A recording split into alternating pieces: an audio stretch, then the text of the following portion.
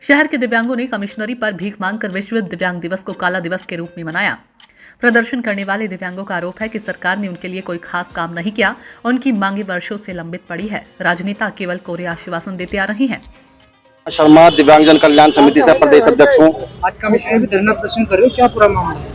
आज 3 दिसंबर विश्व विकलांग दिवस है हमारा, और इस विश्व विकलांग दिवस को अगर हम लोग मनाएं तो किस रूप में मनाएं?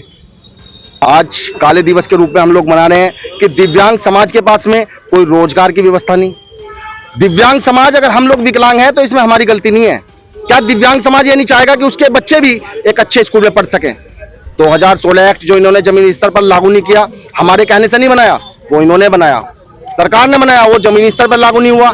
हमारी मांग है, जो 7 मांगे हैं हमारी, हमने उसमें लेटर पैड में लिख रखी है। कई बार जिलाधिकारी महोदय जी को, कमिश्नर साहब को, मुख्यमंत्री जी को हम लोग अवगत करा चुके हैं, लेकिन उसकी समस्या का कोई समाधान नहीं है। जो कि विकलांग मंत्री हैं हमारे नरेंद्र कश्यप जी, अगर वो विकलांग होते तो हमारी समस्याओं को समझ लेते। इसीलिए जो भी कोई विकलांग मंत्री बने वो विकलांग ही हो। विकलांग कल्याण अधिकारी जो हमारे मेरठ में बैठ रहे हैं वो भी विकलांग ही हो, तो हमारी समस्याओं का लगभग आधे से हिस्सा समझ। मंगलवार को अपनी मांगों को लेकर सैकड़ों की संख्या में दिव्यांग बच्चा पार्क से जुलूस निकालते हुए कमिश्नरी कार्यालय तक पहुंचे और समस्याओं को लेकर अधिकारी को ज्ञापन सौंपा। कमिश्नरी चौराहे पर पहुंचकर जबरदस्त नारेबाजी की, साथ ही हाथों में कटोरा लेकर जनता से भीख भी मांगी। इस दौरान दिव्यांगों ने दिव्यांग प्रकोष्ठ के मंत्री पर निशाना साधा। उन्होंने कहा कि दूसरे प्रदेशों के मुकाबले उत्तर प्रदेश में कम है दिव्यांगों की पेंशन, इसे तत्काल बढ़ाया जाए। दिव्यांगों के प्रदर्शन का नेतृत्व कर रहे अमित शर्मा ने कहा कि दिव्यांग होने में उनकी कोई गलती नहीं है, फिर हमारे साथ भेदभाव क्यों किया जा रहा है। उन्होंने कहा कि सभी विभागों में नौकरी में आरक्षण कोटा पूरा होना चाहिए।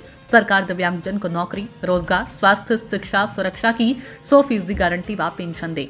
अमित शर्मा ने कहा कि हक और अधिकार की लड़ाई शुरू हो गई है, हम सरकार को उसी की भाषा में जवाब देंगे। क्या है आज हम लोग भीख मांग रहे हैं क्योंकि हमारे पास में कोई भी रोजगार की व्यवस्था नहीं है। सरकार आती गई चली गई, लेकिन किसी ने भी दिव्यांग समाज के बारे में नहीं सोचा। बस अगर उनके पास में था हमें देने के लिए तो वो ट्राइसाइकिल और बैसाखी, इसके अलावा कोई एक था तो एक झूठा आश्वासन कि दिव्यांग समाज के लिए ऐसा करेंगे वैसा करेंगे। 2 साल हो गए, जब तक चुनाव चले थे मैनिफेस्टो में भी लिखा हुआ था दिव्यांग समाज की पेंशन बढ़ेगी।